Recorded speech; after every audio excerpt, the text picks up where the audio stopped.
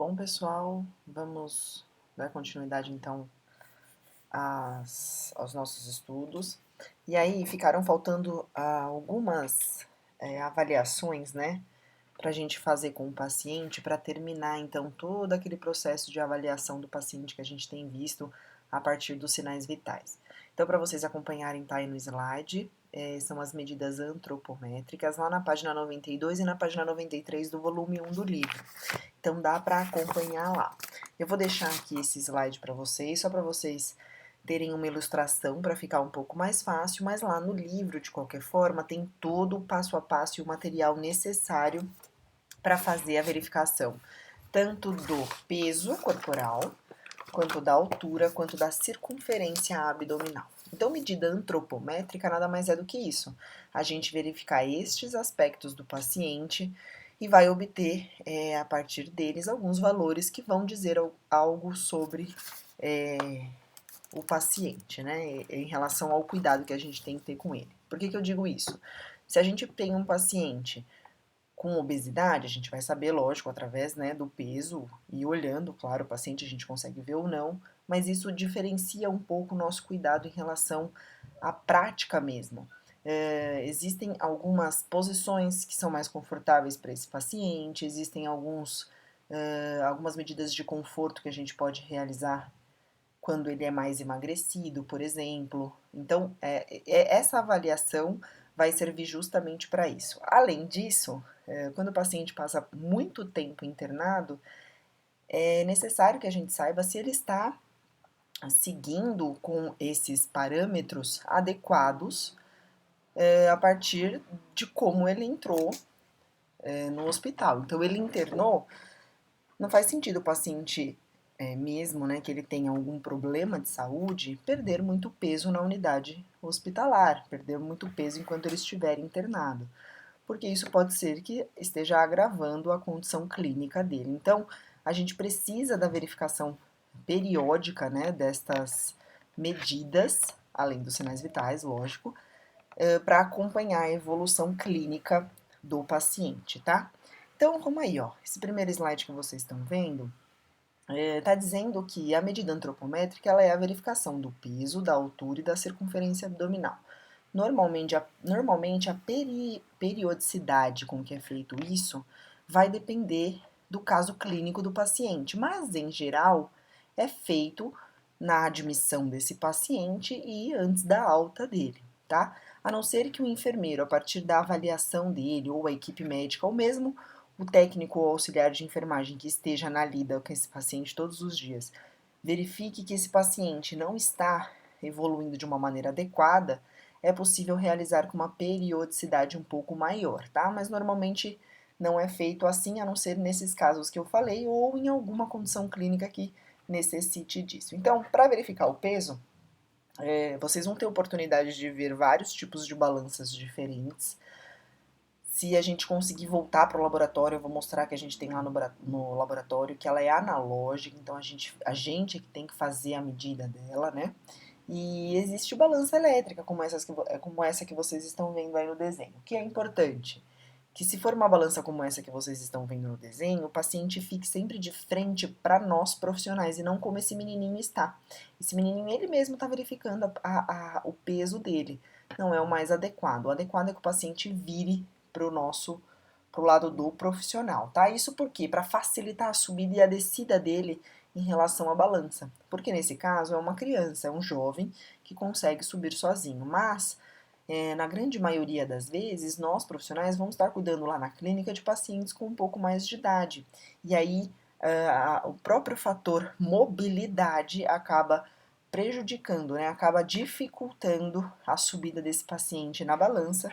E por isso que estar de frente com um profissional facilita na subida dele, tá? Ah, mas vamos supor que o paciente não consiga deambular, ou seja, ele não anda. Como é que eu vou fazer para medir o peso, né? Para verificar o peso desse paciente? Existem já camas com balança. Então é possível verificar o peso do paciente mesmo ele estando acamado. Eu não deixei um exemplo aqui para vocês, porque eu não sei se lá no Mandaki existe essa realidade de balança de guindaste para paciente acamado. Vou deixar a informação com vocês para que vocês saibam que existe sim a possibilidade, né? Então são guindastes, que na verdade é um pedaço de pano em que o paciente fica deitado, né? A gente passa esse pano por baixo do paciente e aí um guindaste propriamente dito, um gancho, vem por cima e puxa esse paciente, né? Tirando, levando ele da cama para que seja verificado o peso através desse procedimento.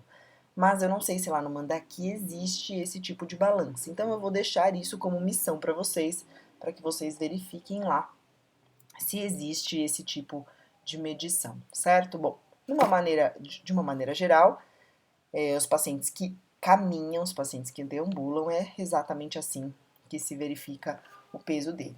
Coloca o paciente de frente para a gente, pede para que ele suba na balança, retire excessos de roupa, retire os sapatos e aí coloca um papel só para o paciente não pisar diretamente na balança e aí ele vai verificar o peso ali, tem que ficar quietinho, né? Não pode ter movimentação e é possível verificar o peso e anotar no papel esse peso para que não se esqueça e fazer a anotação de enfermagem. Lá na página 92 do livro, eu vou pedir para vocês olharem detalhadamente o passo a passo, porque aqui eu estou colocando para vocês mais ou menos como é que funciona a técnica. Mas é lógico que a gente não pode esquecer, prioritariamente, de higienizar as mãos, de orientar sempre o paciente e orientar o familiar que estiver com ele o que será feito, né?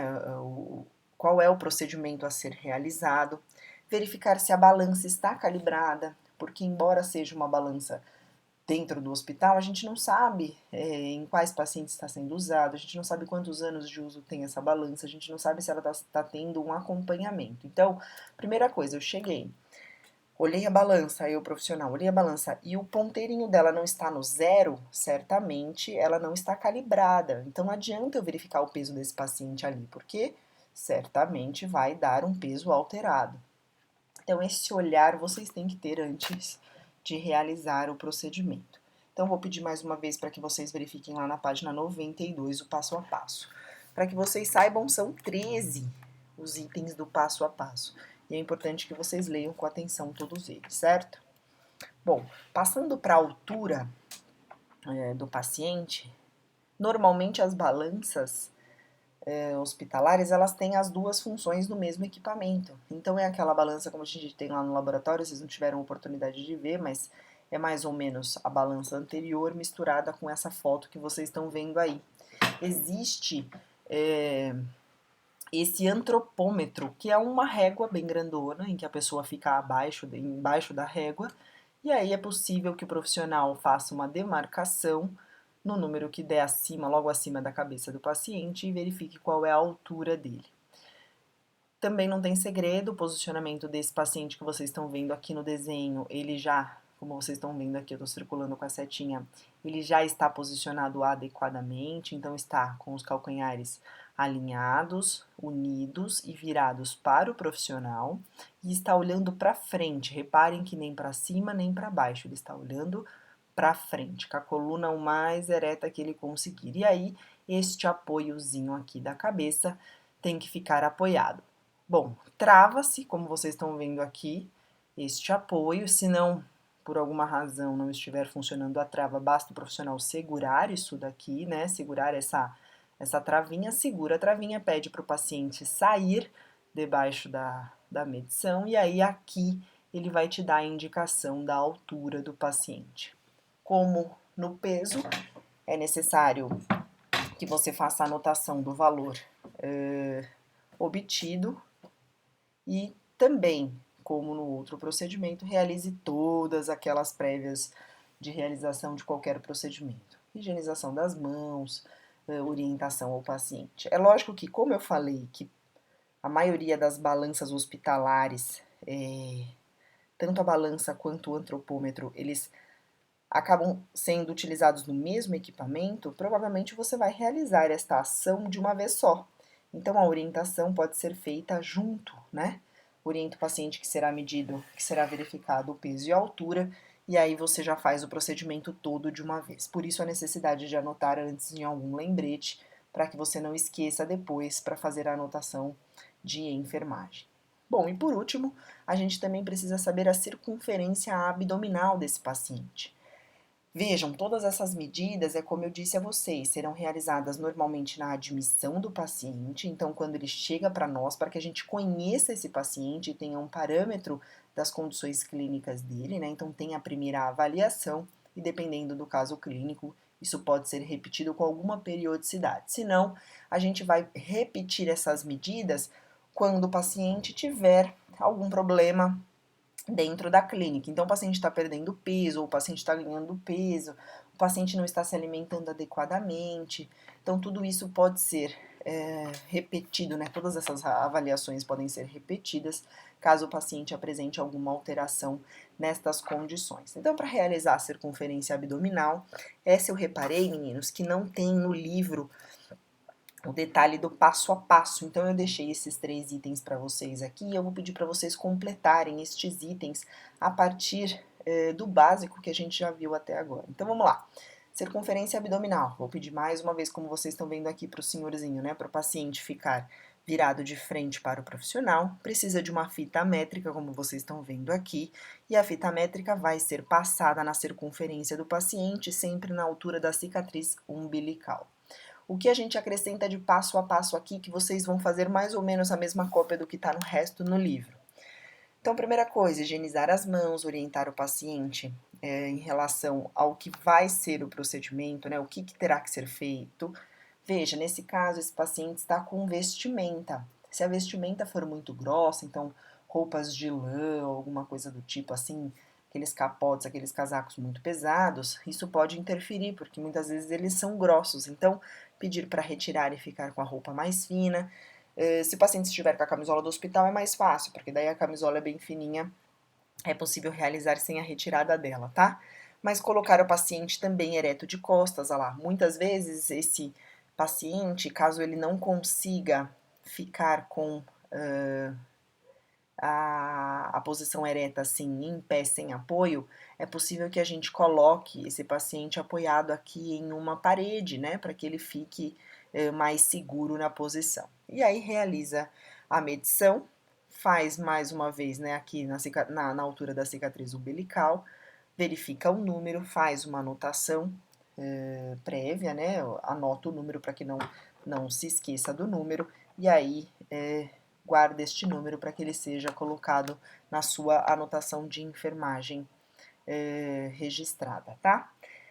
Bom, em relação à avaliação do paciente, não existe mais, existem alguns outros, mas pertinentes à categoria auxiliar de enfermagem, são essas as avaliações que vocês podem fazer. Então, a gente termina aqui a parte de sinais vitais, relembrando que quando voltarmos à prática normal, né, das nossas atividades normais, será possível que vocês pratiquem todas estas medições, todas essas verificações lá no laboratório. E caso não seja possível isso até a data que vocês farão um estágio, até que a gente termine as nossas aulas, não se preocupem, porque estas avaliações são realizadas, a maioria delas, né, retirando essas últimas antropométricas que eu falei para vocês, quais as condições em que elas são medidas, que elas são verificadas, todos os sinais vitais vocês vão verificar todos os dias no estágio de vocês. Então não se preocupem com isso. Peço novamente que vocês reforcem o estudo com o livro, porque aqui o tempo que eu tenho é curto, então eu acabo colocando o conteúdo de uma forma um pouco mais resumida. Já no livro, vocês têm o passo a passo, inclusive numerado, o que pode facilitar bastante a vida de vocês na hora de aprender o conhecimento, certo? Vou deixar também aqui um questionário para que vocês reforcem o aprendizado de hoje e a gente se vê na próxima aula, já dando sequência no nosso plano de aula. Boa noite, gente!